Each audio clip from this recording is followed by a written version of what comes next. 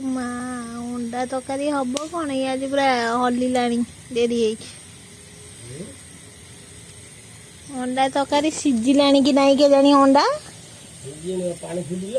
ପାଣି ଫୁଟୁଛି। ଚୁଲି ଏକାଥର ବଡ ହେଇଯାଇଛି ଯେ ଅଣ୍ଡା ହେଲା ବେଳକୁ ସେ ଇଏ ହଉଛି। ନିଆଁଟା ବାହାରକୁ ବାହାରି ଯାଉଛି। ଆଉ କଣ ରହିଲେ ଯୋଉ ଚୁଲି ତାତ କାଟିବ ଯେକୌଣସି ଜିନିଷ ଜମା ତାକୁ ତାତ କାଟୁନି ଚୁଲି। ମୁଁ ତାକୁ ଏପଟେ ଦେଇଥିଲି ସେ ବାହାରିଗଲାଣି।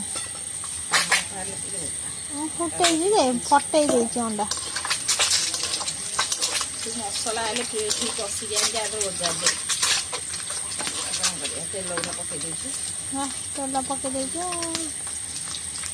ଚୁଲି ଏମିତିଆ ଧୋକା ଦବ ବୋଲି ଆମେ ଜାଣିଥିଲୁ। ପୁରା ଯୋଉ ପକେଇଛୁ ଏରା ଫୁଟିବ ଯଦି ଏରା ଫୁଟିବ।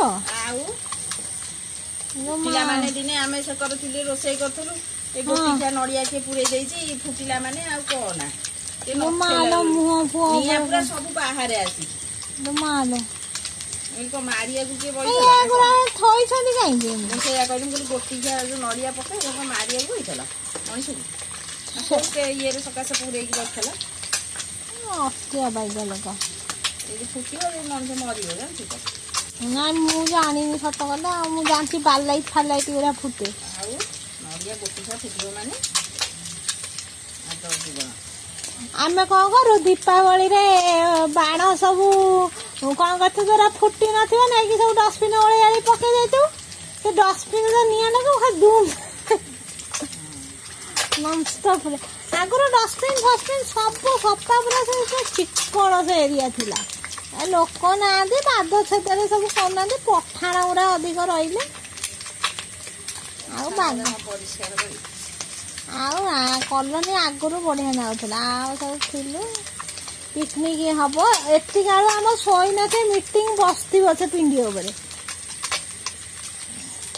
ସେ ପିଣ୍ଡି ଉପରେ ମିନିମମ ବୋଧେ ବାହାଘର ହେଇଛି 10-12ଟା ଖଣ୍ଡେ ବାହାଘର ହେଇଛି ସେ ପିଣ୍ଡି ଉପରେ। ତରକାରୀ ହବ ଏଠି ଯୋଉ ରେଟରେ ଧୂଆଁ ହଉଛି ତାର ଧୂଆଁଣିଆ ଲାଗିବ ଯୋଉ ତରକାରୀ।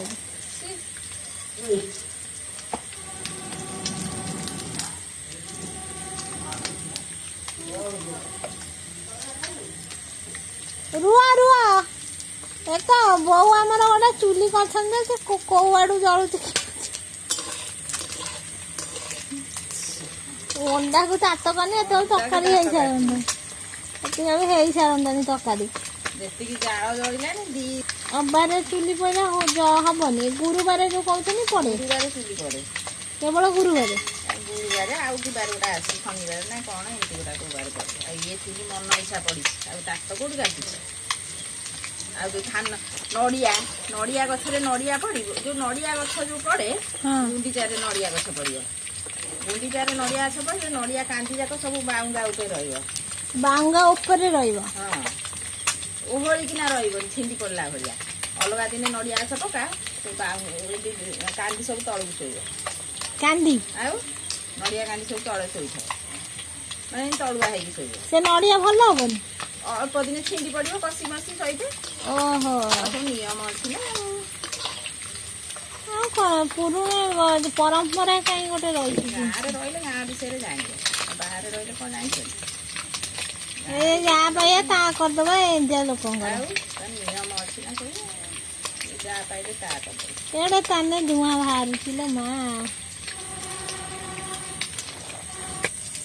ଏ ତାକୁ ଜାଳି ଜୁଳି ଦିଅ ବେ। ଜାଳି ଦିଅ ଗୋଟେ ପିଲା ଖାଇବ ଯେ ଧୂଆଁ ତିରିଆ ଗନ୍ଧ ହବ। ତରକାରୀ କଣ ଭଲ ଲାଗିବ? ଧୂଆଁ ତିରିଆ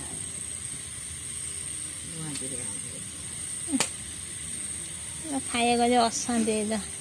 ରାନ୍ଧିବ ଗୋଟେ ଦିନକୁ ଆଣିକି ଦେଇଥାନ୍ତ। ଏଇ ରାତିରେ କାମ କାମ ତ ସେଇ ଜିନିଷ ଖାଇବ ଟିକେ 7ଟା ବେଳେ ଆଣିକି ଦେଇଥାନ୍ତ। ହେଲେ ରାତି ଅଧେ ନିଆଁ ଆଗ ଯାଉଛି କଣ କଲ ବା ଏମିତି ଫୁଟିଲାନି। ମସଲା ସିନା ସେଇ କଡେଇଟା ବୋଉ ବସେଇ କରେଇ। ଓହୋ ସେଇ ରସ ସେ ଶୋଇ ପଇଲା ନା ତା ବାପା ପାଖରେ? ଏ ହେ ମୋ ଛୁଆଟା ଉଣ୍ଡା କାହିଁକି ମୁଁ ତା ଉପରେ ଶୋଇ ଖାଇବ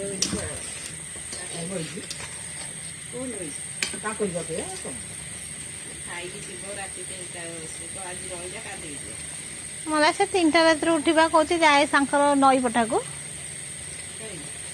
सी एटी कौन बसे बसिकी तार गाधे पाधे आसो 5टा बेलू ठाकुर पूजा कर पुणी शोब तो उठिक 10टा बेलू जीव के जानी भूत भाया कड़े बुले 3टा रात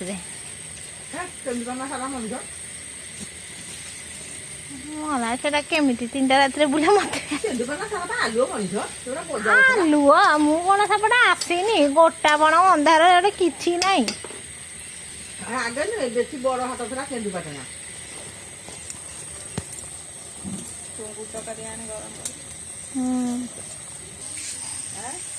मले लक्षे बंचिले भी लक्षे खाइबारे सब व्यस्त सब सरीगला जानछु तो यार सखा सिंदूर चलीगला जीवन में टंका कौन धुआं होजी सांगातिक धुआं आउ खुशी अमर आसना केस हम केंद्र पानी दिया है तरकारी हलदी कटकट है